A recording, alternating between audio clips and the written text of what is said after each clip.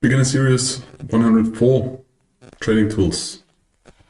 We'll go through that quick, not a lot of slides, but important.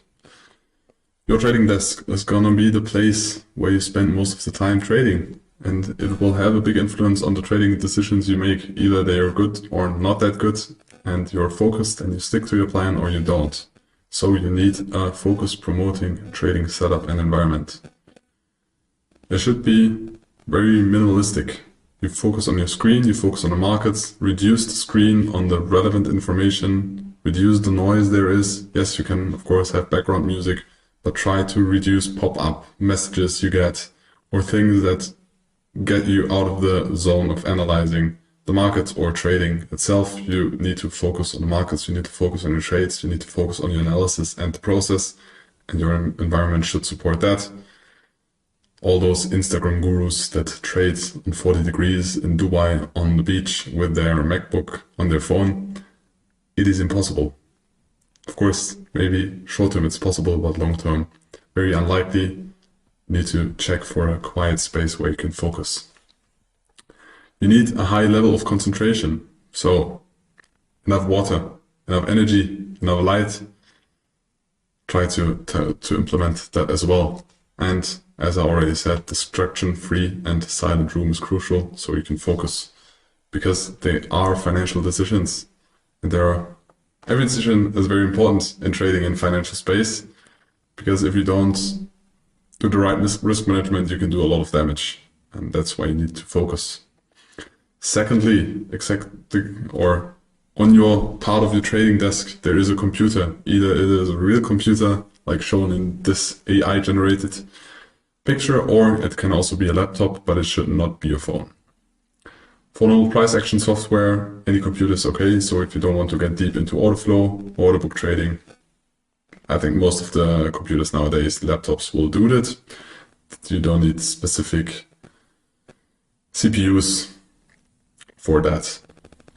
For order flow softwares, you will need more calculation power. So you might want to choose for higher end computer, i5 and above. It's not high end, I know, but it's like the minimum you should get. Or depending, you can also get an AMD or a Mac CPU, but this is the minimum you should get. And maybe 8 gigabytes of RAM, because you need a lot of storage for that data. The data feeds take a lot of storage if they want to run or should run smoothly, and if you make very quick decisions, it should run smoothly, because if you have a delay of 1 or 2 seconds, it can be long in intraday trading or scalping. And then third, you need a trading or charting platform. So a platform you trade, but also a platform you chart for the technical analysis, but where you can also view the fundamentals, of course. For charting and price action only, TradingView is the best platform there is. Easy to use, cheap in comparison to the others, and as I said, it has a very good interface. For trading CFDs, the most popular one is MetaTrader. It's also a good trader. There's also CTrader. I personally never use it, but I know some people that have used it. Also an option. It depends on the things you prefer. And for trading futures or general assets with order flow, there is a wide range of brokers. There is Deep Charts or Sierra Chart, which we use. There is NinjaTrader, Atas, Bookmap. All of those brokers have things in which they are better or worse. We used a lot of time Sierra Chart, and when I studied all the price or all the information of Trade Traders and Patrick and his team, I also used Sierra Chart, and I hated it at the beginning because I was used to a very user-friendly interface, and Sierra Chart is not very user-friendly. You can do a lot in the software.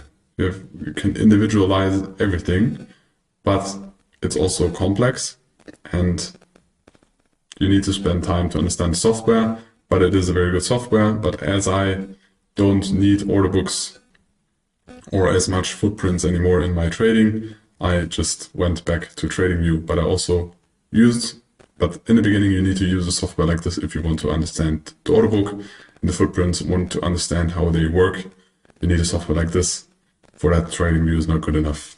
So, and of course you will need a journal, and you can choose different options here. You can go for pen and paper, very basic, but can be very efficient. because you need more time, but you also implement or manifest the ideas and the things you did way more with taking screenshots and writing down with pen and paper and with a pen in your hand, and not just smashing some buttons on a keyboard.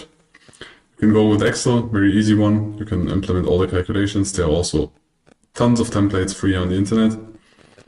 You can go with Google Sheets if you want to be more flexible on different devices. You can go with Notions. There are also a lot of templates with Notion out there.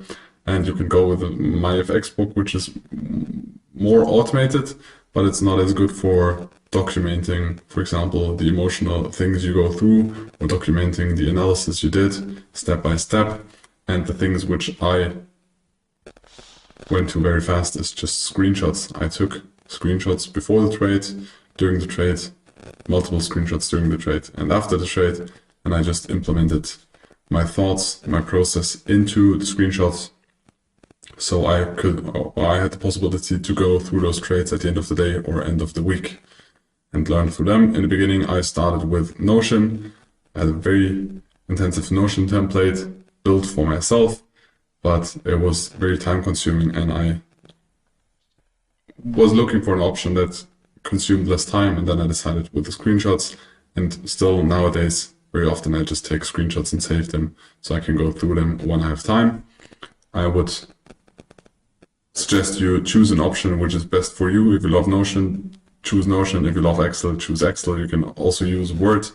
Just take the option that works for you, but you need to have a journal in the beginning. So now we finish with the trading tools, and we will continue with who, what, why, where, and how in the next part.